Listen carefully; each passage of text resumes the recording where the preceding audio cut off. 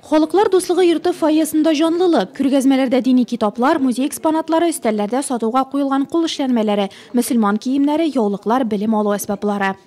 Бу бәйрәмне, Мәүлид бәйрәмен biz кичкенәдән үк таныш идек. Безнең җөмһүриятебездә дә, авылларыбызда да бу бәйрәмне элек-электән үткәргәннәр. Менә шушы матур бәйрәм белән мин бүген бөтен авылдашларымны, якташларымны, райондашларымны, мөселманнарны, мөслимәләрне һәрберсен чын күңелемнән котлыйм. Мәүлид бәйрәмен зурлап уздыру Нурлатта күптәнге традиция. Аны шәһәрлеләр генә түгел, авыл җирлекләрендәге мәхәллә халкы да калдырмаска тырыша. Biz şuşu İğlay jirliginden indi, şuşu beyramga indi, менә бабайларыбызны безнең биш бабабыз белән килдек. Үткән көндә инде без үзебезнең авылыбызда уздырдык, Яңа Игълай авылында. Шу 70-80 кеше җыелып инде шушы Мәүлид бәйрәмен пәйгамбәребезне хөрмәтләп уздырдык. Быелгы Мәүлид бәйрәме мәртәбәле кунакларның килүе белән дә истә калачак. Шара Коръән Кәримнән аят сүрәләре уку белән башланды.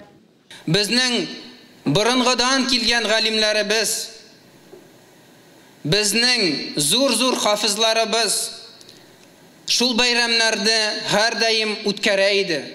Һәм безнең җирлеккә, Болгарга һәм Татарстанга ислам дине җиткәч һәм без аны йөрәкләребез белән кабул иткәч, нәкъ шул бәйрәмнәрне дә кабул иттек. Аллаһ Тәгаләнең якын илчесе, аңа Коръән иңдерелеп, җир йөзендә ислам динен җәелдерүгә өндәүче хәзрәти Рәсүлнең туган көнен үткәрү бәхет һәм тынычлык билгесе дип белдерде чарада катнашкан район һәм шәһәр башлыгы Равил Күзюров.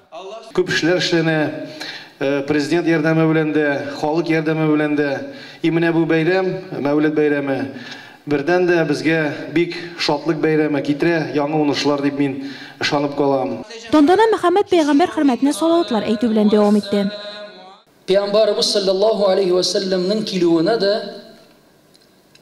шатланырга Раббыбыз куша. Аллаһның юмартлыгына һәм рәхмәтләренә мөэминнәр шатлансыннар ди. Ягъни Раббыбыз безгә бер фадаил, бер фазилат, бер юмартлык җибәрә икән, бер рәхмәт җибәрә икән, без шатланырга тиеш булабыз.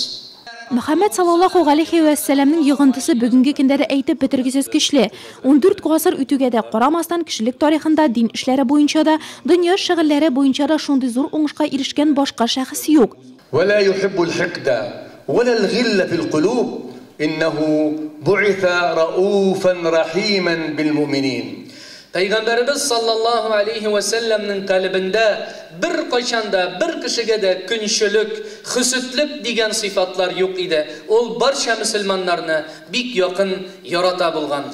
Мәүлид бәйрәмендә фәкыйрьләргә һәм ятимнәргә ярдәм итү, мәҗлесләр уздыру, садакалар тарату, салаватлар әйтеп Рәсүлебезнең шәфәгатен өмет итү барлык мөселманнар өчен күркәм гадәт. Киләчәктә дә менә мондый бәйрәмнәр, дини бәйрәмнәр күбрәк булса иде, чөнки шул дини бәйрәмнәрдә без милләтебезне саклыйбыз, телебезне үстерәбез. Мәүлид бәйрәме Аллаһны зурлап тәкбир әйтү белән тәмамланды. Хәерле гомер, дөньяларга тынычлык, нурлат мөселманнары өйләренә шундый теләк белән таралышты.